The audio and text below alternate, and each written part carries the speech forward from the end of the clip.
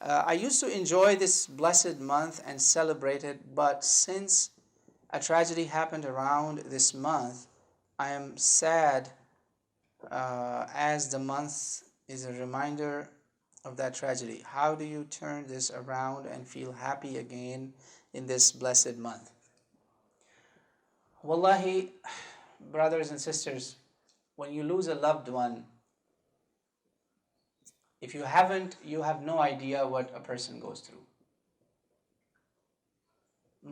For instance, my grandmother was very beloved to me because she raised me. Most of my childhood was spent under my grandma, and that's where most of my deen came from, actually. A lot of deen she taught me, a lot of good things that you're hearing are her legacy. And of course, my mother after that. She died 22 years ago. And I just recollected that, really, 22 years? Today is the first day I'm thinking, oh, 22 years? For me, it's like it happened yesterday. But, I'll tell you two things. So I gave you one person example. Second, I'll give you the example of our mothers. Ummahat al-Mu'mineen.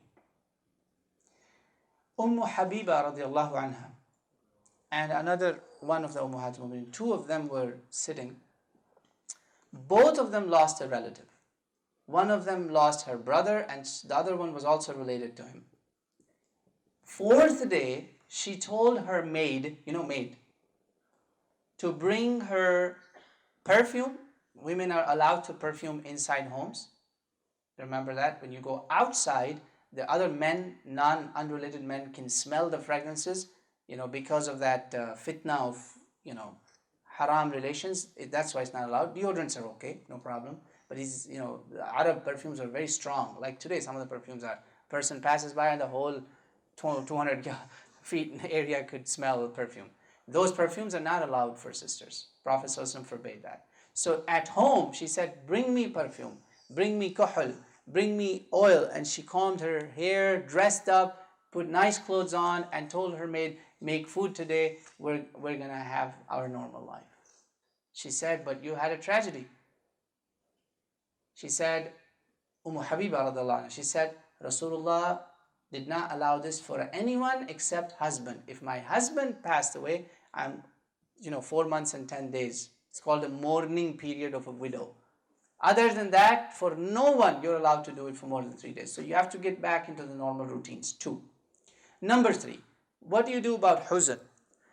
If every now and then, let's say a month later, 5 days later, tears flew from my eyes, they came, no problem. It's okay. We have a dalil.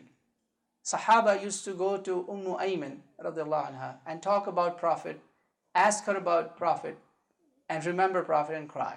It has happened. But nobody is dearer to us in this world than Prophet Muhammad sallallahu alaihi wasallam. No human being is dearer to us than Prophet Muhammad sallallahu alaihi wasallam. If Muhammad sallallahu alaihi wasallam is going to die, then all of us are going to die. All the loved ones are going to leave us. Then Rasulullah told us so, that if you ever have any sadma in life, any sadma, sadma? Calamity of losing a loved one, think about my sadma, my loss. Is that loss greater than losing Prophet Muhammad sallallahu alaihi wasallam? Did I cry for Prophet Muhammad sallallahu alaihi wasallam that much? Then there is a serious question of iman here. That's why I have to put myself in some sabr, because it cannot be a greater loss than losing Rasulullah sallallahu alaihi wasallam. Prophet told us that. It's Sahih Muslim, actually. Sahih Muslim, Sahih Hadith, I'm telling you.